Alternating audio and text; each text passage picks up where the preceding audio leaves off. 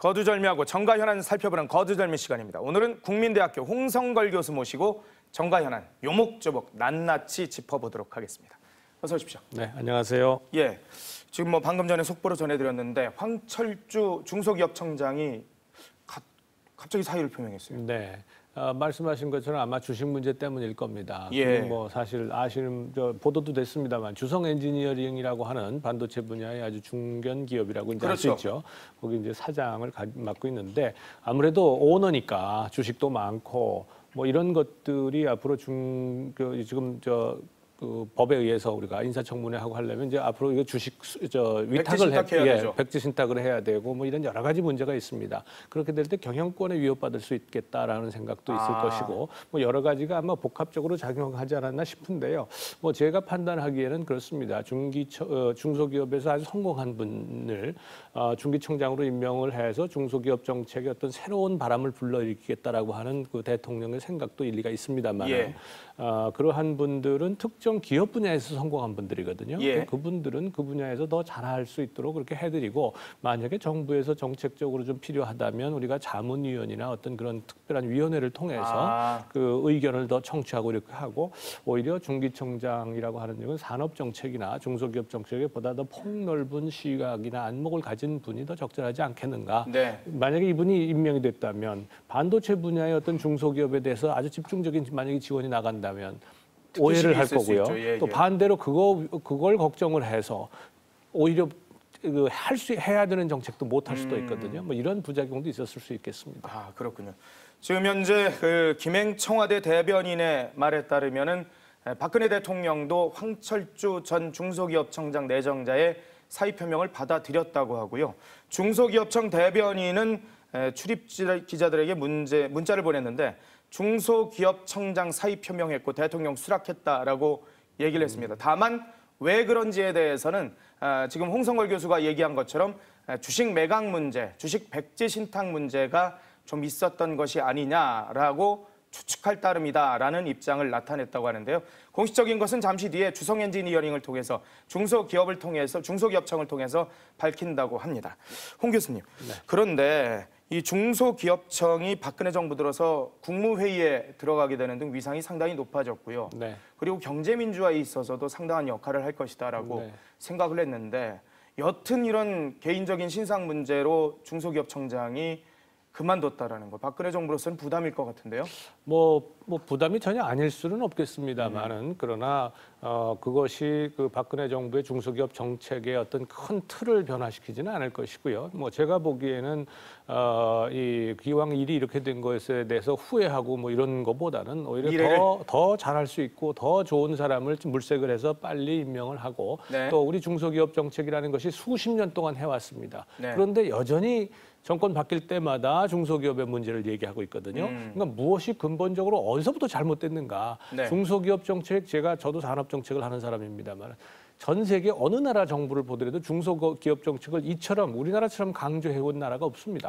근데 그럼에도 불구하고 중소기업의 경쟁력은 가장 낙후돼 있어요. 예. 이러한 그 소위 이 모순이라 그럴까요? 이것을 빨리 찾아서 우리가 해결을 해야 된다 이렇게 말씀드립니다. 그렇군요. 이제 뭐 지금까지 있었던 인사나 인선 문제들은 이제 뒤로 하고 앞으로의 미래를 내다보는 새로운 인선을 해야 된다는 말씀이신데 어제 전격적으로 정부조직법 협상안 참 어렵게 타결이 됐습니다. 이게 좀 주고받은 것 같은데요. 어떻습니까? 예, 그렇습니다. 그야말로 타협을 했죠. 타협을 했고 뭐 일부 보도에 의하면 그 대통령과 여당은 명분을 살렸고 뭐 거의 원한대로 이제 받아들였다라고 하는 것이고요. 또 야권은 실리를 챙겼다.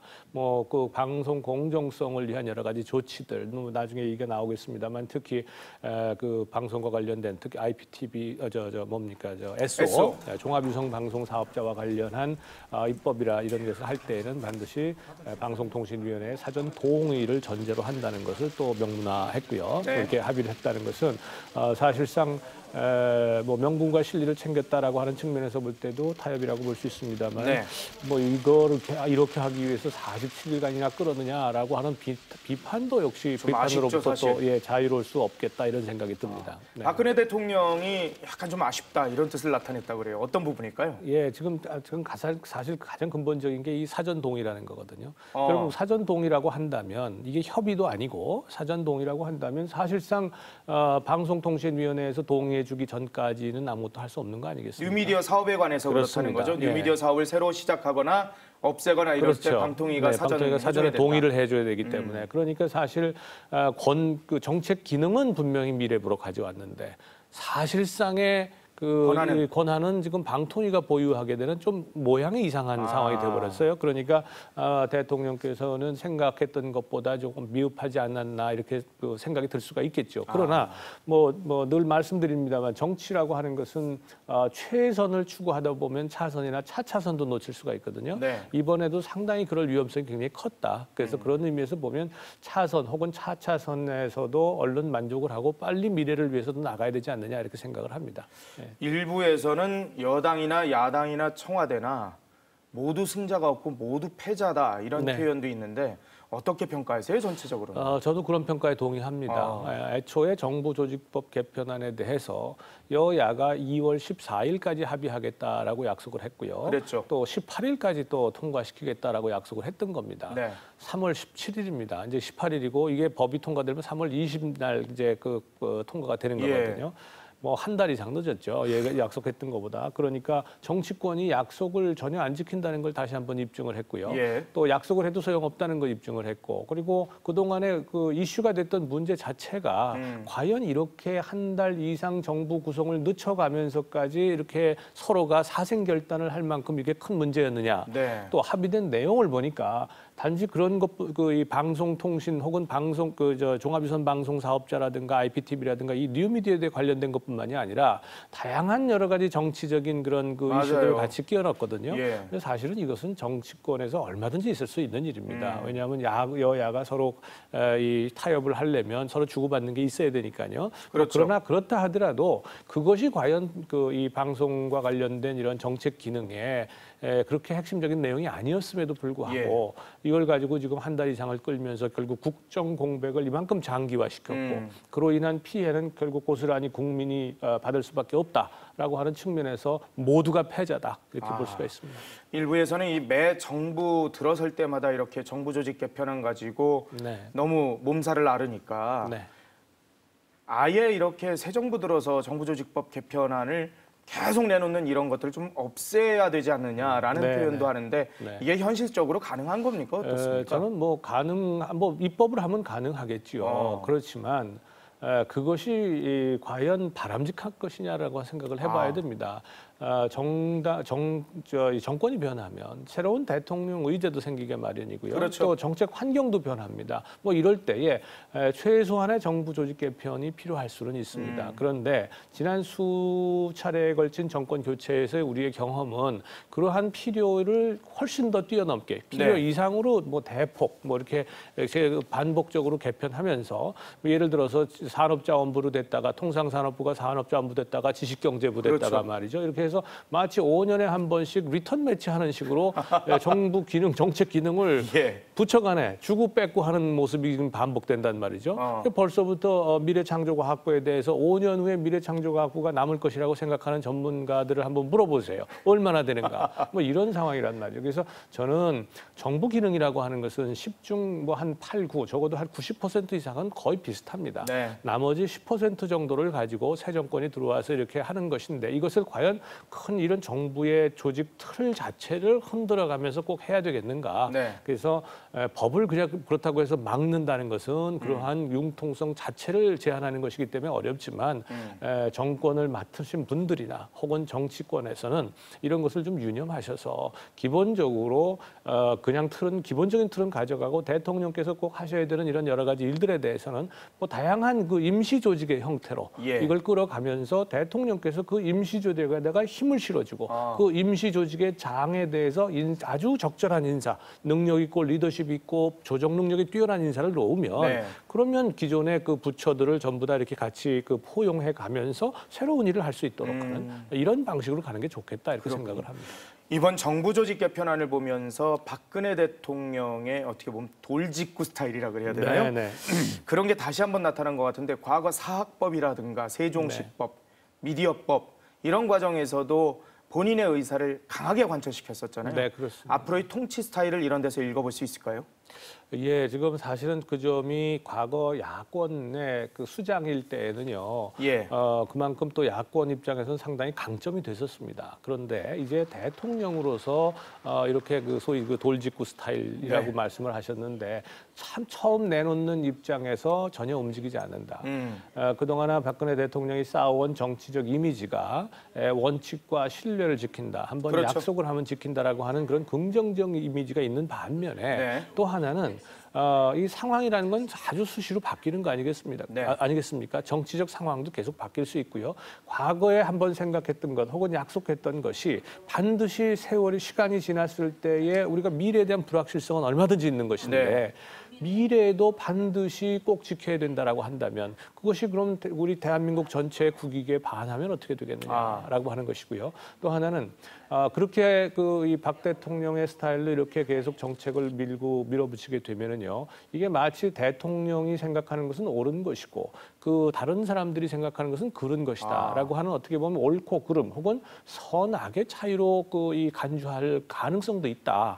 근데 이것은 대단히 위험한 것이다. 민주 정치에서 정치 과정에서 적어도 내가 옳다고 생각하더라도 최선을 다해서 상대방을 설득하는 그렇죠. 노력이 있어야 되고요. 또 상대방과의 접점을 찾아가야 네. 되는 노력이 필요하거든요. 그런데 그 목적을 달성하기 위해서 이 목적이 옳다고 그러고 반드시 해달라고 계속 역설을 하다 보면 중간에 반대하는 여러 가지 정파들에 대해서 굉장히 섭섭함을 쌓이게 만듭니다. 그런데 이 섭섭함이 쌓이게 되면 결국 이것은 나중에 가서 가장 결정적인 순간에 꼭 필요한 법안이나 정책을 실행에 옮기는 데 있어서 야권의 반대로 아주 단결된 반대로 나타날 수가 있어요. 예. 그렇게 되면 그것이 못하는 것은 결국 국민에게 피해로 돌아가지 않겠습니까? 그렇군요. 그래서 저는 차제에 이번 사례를 계기로 해서 좀 학습 효과가 좀 있었으면 좋겠다. 그 학습 효과라고 하는 것은 이게 목적 달성을 위해서는 조금 더 양보하려고 하는 약간의 의사로 유연한 있어야 자세. 되겠다. 예, 그렇죠. 그리고 서로 상대방을 파트너로 인정을 하고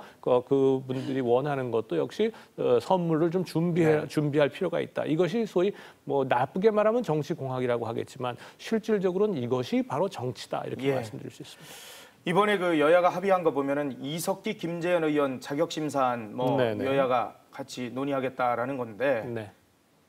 결국은 이게 또 쇼가 아니냐, 의지가 있는 네. 거냐, 여당도 별로 의지 없는 것 같다라고 네. 얘기를 하는데요. 글쎄요, 국민들은 아마 상당히 정치적 입장에 따라서 좀 다를 수는 있겠습니다만, 그러나 지난 이 총선 과정에서의 어떤 통합진보당이죠, 통합진보당의 당내 비례대표 경선에서 나타난 여러 가지 비민주적인 문제들 혹은 불법적인 문제죠, 사실은 이런 것을 다 기억하고 계실 텐데요. 그래서 출범하면서 19대 국회 출범하면서 서로 약속을 했던 것입니다. 그렇죠. 여야가. 그런데 정치권의 약속을 믿을 수가 없다라고 하는 것을 여실히 여러 번 증명을 우리가 받았습니다만은 이번에도 또 약속을 했습니다. 그런데 과연 그렇게 될지는 결국은 양쪽이 다 의지가 맞아야 되는데 맞아요. 통합진보당이라고 하는 정치 세력의 도움을 필요로 하는 야권의 입장에서 볼 때는 이게 좀 껄끄러운 문제가 될 수가 있고요. 그래서 여러 가지 요소가 또 작용을 하기 때문에 지금 앵커 말씀처럼 과연 약속을 지키겠느냐라고 하는 것은 조금 더 두고 봐야 되겠다. 맞아요. 이건 꼭 지켜봐야 될 문제인 것 같고요. 안철수, 박원순 이 두 분이 회동을 했어요. 네. 근데 선거 얘기는 안 하고 자기들 그냥 사적인 얘기했다 그러는데 네. 실제 그럴까요? 그리고 선거법 위반 소지가 좀 있다 그러는데요. 네, 우선 서울시장이지 않습니까? 예. 과거에 오세훈 전 시장이 시장을 할 때 그 당시에 총선이 있었지 않습니까? 예. 그때 여러 국회의원들이 오세훈 시장을 만나기 위해서 사실상 줄을 섰습니다. 그래서 만나서 무슨 얘기를 했는지는 발표가 안 나요. 안 나는데 만나고 나와서 하는 소리가 뭐냐면 오 시장하고 뉴타운 해주기로 약속을 했다. 우리 지역구에 말이죠. 이러고 나가지 나간단 말이에요. 그래서 한때 과연 그러면 이것이 선거법 위반이 아니냐 이런 얘기를 많이 있었습니다. 그리고 오 전 시장이 또 거기에 대한 입장을 또 밝힌 바도 있고요. 이번 그 안철수 박원순 회동도 사실은 그 내용에 상관없이 회동 자체가 정치적 의미를 갖는 것이죠. 그렇죠. 안철수 예비 후보가 노원병 지역구에 그 지금 출마를 했는데 출마 예비 후보 등록을 했는데 시장하고 만나서 한 40분간 대화를 했다. 개인적인 대화를 했다고 아무리 얘기를 해도 그걸 개인적인 대화로 믿을 사람이 얼마나 되겠느냐는 거죠. 그렇죠. 그러니까 결국은 정치적인 의미를 가지고 있다라고 말씀드릴 수 있고요. 또 말씀하신 것처럼 만약에 그 가운데에서 나중에 이 그 박 시장하고 뭐 약속을 했다 말이죠. 내가 무슨 약속을 받아냈다든지 지역구의 어떤 수건 사업에 대해서 뭐 이렇게 되면 말씀하신 것처럼 이 선거법 위반의 가능성도 없지 않아 지금 있다 이렇게 볼 수 있습니다. 안철수 전 교수 입장에서는 하나가 지금 시급하고 다급한가 봐요.